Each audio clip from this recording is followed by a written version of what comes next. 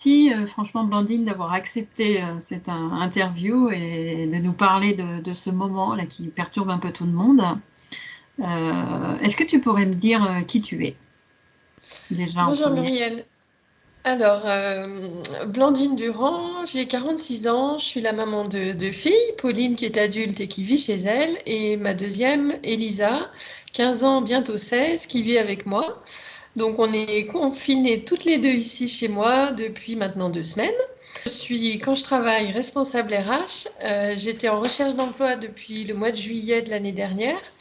Et je venais de retrouver un poste en CDD qui devait commencer le 16 mars et pour lequel on a décidé de repousser la prise de poste à peu près à la fin du confinement ou avant, j'espère, j'attends. Ah, est-ce que tu pourrais me dire ce qui te fait vibrer dans la vie? Alors, j'aime faire des activités manuelles, le tricot, le crochet, un petit peu de couture. Et puis essayer toutes sortes de nouvelles choses avec de la laine et des aiguilles. Euh, voilà. Et puis il y a 6 ans, quand j'ai changé beaucoup de choses dans ma vie, j'ai eu envie d'aller voir l'extérieur et je me suis découvert que j'aimais bien la randonnée en montagne. Et j'y ai passé beaucoup de temps et ça m'a beaucoup aidé. Et voilà, donc mon autre kiff, c'est des marches en montagne, mais sur plusieurs jours, c'est vraiment le pied. Ce que j'ai particulièrement aimé, c'est le tour du Mont Rose avec mon oncle et un ami à lui il y a 4 ans maintenant. Voilà mes kiffs. Donc on a une passion commune, la marche, la randonnée. Comment tu vis ce confinement? Alors, jusqu'à maintenant, je le vis assez bien parce que même si j'adore la marche et qu'en ce moment, voilà, ça, c'est pas possible. Heureusement, les activités autour du tricot et du crochet m'aident à passer le temps. Et c'est plus que passer le temps, puisque moi, enfin, voilà, j'adore faire ça. Donc, jusque maintenant, je le vis plutôt bien. Et puis, j'ai encore du stock de laine, donc ça va. Tu pourrais me dire, quelles sont un peu tes peurs par rapport à ce confinement?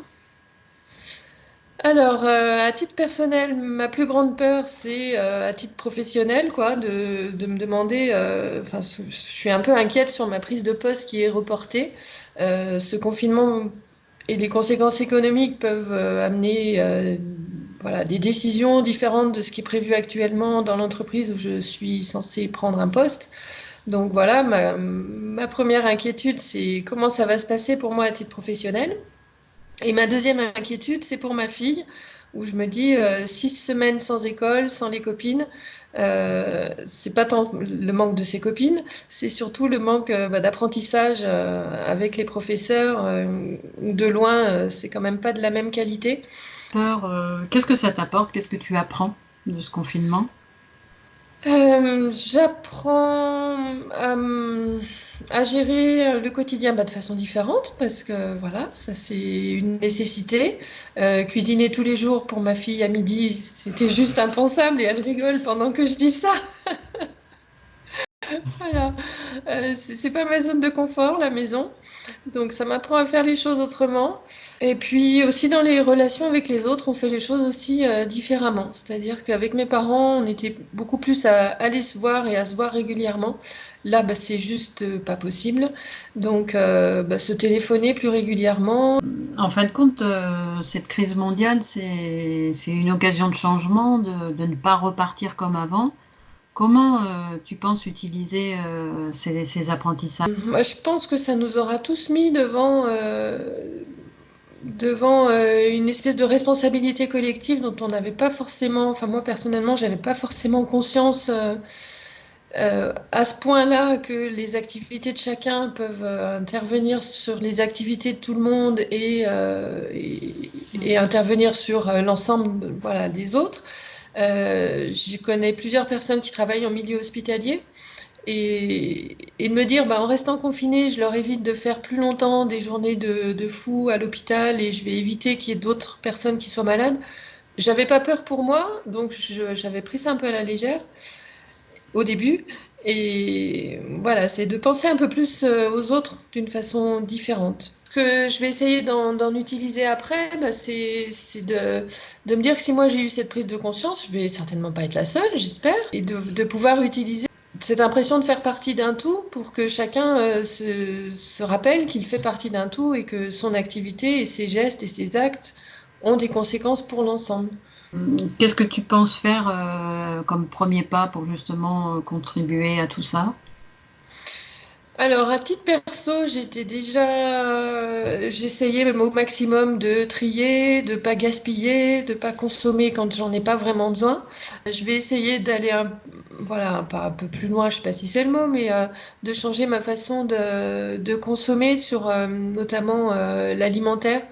Où, pour moi, aller dans un supermarché, je trouvais ça déjà très désagréable avant. En ce moment, je trouve ça abominable.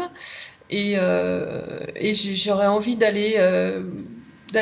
voilà, faire mes achats alimentaires autrement, d'une façon plus locale. Et au travail professionnellement, d'expliquer aux salariés ou à ceux qui parfois se sentent pas heureux dans leur travail, ça arrive à tout le monde, de se dire si t'es pas bien là où tu es, mais réfléchis, qu'est-ce que tu peux faire toi? Et c'est pas forcément que au patron de faire les choses pour que tu te sentes bien au travail. C'est aussi à toi de te prendre en main, de te prendre en charge et de choisir d'aller, même s'il faut envisager une reconversion, mais au moins de se poser la question.